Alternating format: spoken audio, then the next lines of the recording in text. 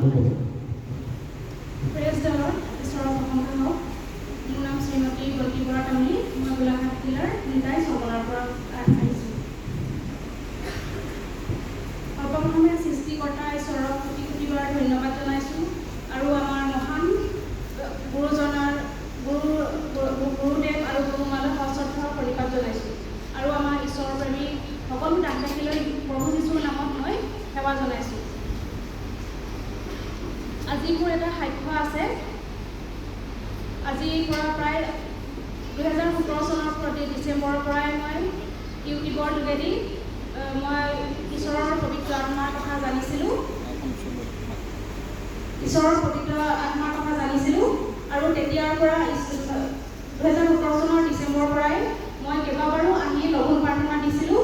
ঈশ্বৰে মোক আশীৰ্বাদ কৰিলে আৰু আমাৰ ঘৰখন খুব সুকলমে চলি আছিলে আৰু মই ঈশ্বৰৰ পৰা আশীৰ্বাদ পাই মই পৰিত্ৰাণো পালোঁ। ঠিক সেই সময়তে পঞ্চায়তৰ ইলেকশ্যনত মই সভানেত্ৰী ৰূপে অধিষ্ঠিত হৈছিলোঁ। ইয়াৰ পিছতে মই কৰ্মব্যস্ততা তথা অৱহেলা যিকোনো কাৰণতে মই ঈশ্বৰৰ নাম ল'বলৈ পাহৰি গৈছিলোঁ। মই যি ঈশ্বৰৰ প্ৰাৰ্থনা সেয়া কৰিবলৈ মই পাহৰি গৈছিলোঁ।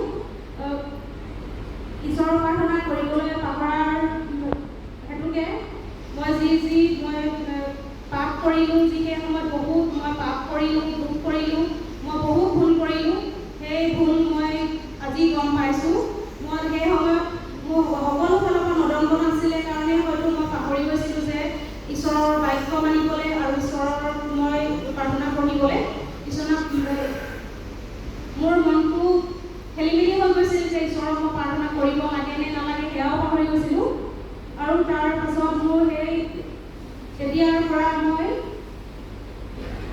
ঈশ্বৰৰ বাক্য পঢ়িবলৈ পাহৰাৰ পিছৰ পৰা মই আজি 2 বছৰৰ আগৰ পৰা মোৰ যি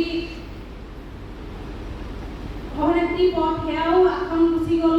তাৰপিছত মোৰ নানা লৈ থৈ হ'ল আৰু মোৰ যি ঘৰখনত অশান্তি হ'ল, যি আৰু মোৰ ঘৰখনত আলৈ আথানি হ'ল, ঘৰখনৰ যি ধন সম্পত্তি টকা পইচা সকলো পানীত পৰিল আৰু যি মোৰ বিলয় বিপত্তি নোহোৱা হ'ল আৰু মোৰ ঘৰখনৰ যি মই ধাৰে ঋণে এতিয়া মই গোট গৈ আছোঁ। গোট গৈ থাকি মই আকৌ পুনৰ মই এতিয়া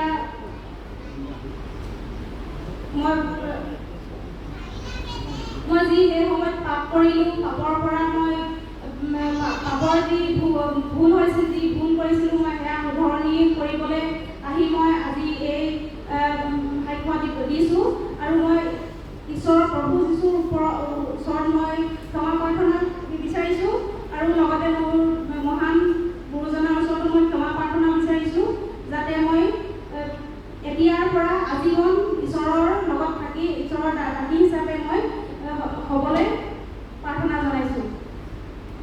এয়াই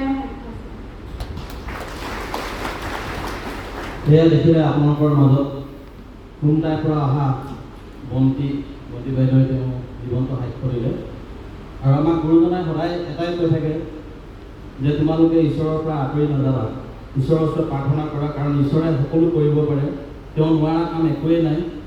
সেইকাৰণে তেওঁ যিটো বাক্যৰ কথা কৈছে সেইটো যে 1 চমুৱেল 2 অধ্যায় 6 আৰু 6 পদৰ পৰা 7 পদলৈকে তাত কৈছে, জিহুৱাই মাৰে আৰু জীয়াই, তেওঁ চিউললৈ নমাই আৰু পুনৰাই কৰে। জিহুৱাই দৰিদ্ৰ কৰে আৰু ধনী কৰে, তেওঁ চাপৰ কৰে আৰু ওখও কৰে। দেখিছে বাক্য তেনেকৈ কৈছে, তেনেকৈ বাইদেউগৰাকীকো প্ৰভুৱে তেনেকুৱাই কৰিলে, কাৰণ তেওঁ বাইবেলখন নপঢ়ি ওপৰত তুলি থৈ দিছিলে আৰু যিখিনি কৰিলে তেওঁ সেইখিনি চব আপোনালোকৰ আগত ক'লেই। সেইকাৰণে সকলোৱে জানিব যে এই বাইবেলখন হৈছে ঈশ্বৰৰ ইচ্ছাকৃত বাক্য আৰু জীৱন্ত। সেইকাৰণে বাইবেলখন সকলোৱে যদি ঘৰত নিছে আপোনালোকে পঢ়িবলৈ চেষ্টা কৰিব। ইয়াক এনেই থৈ নিদিব, কাৰণ ইয়াত জীয়াই থকা বাক্যবিলাক আছে। সেই বাক্যবিলাকে আমাক শক্তি দিব, আমাক আশীৰ্বাদ দিব আৰু গুৰুজনাই আমাক দেখুওৱা পথেৰে আমি চলি যাব পাৰিম। সেয়াই কৈ আজি ভণ্টি বাইদেউৰ সাক্ষ্যটো ইমানতে সামৰণি দিওঁ। ধন্যবাদ।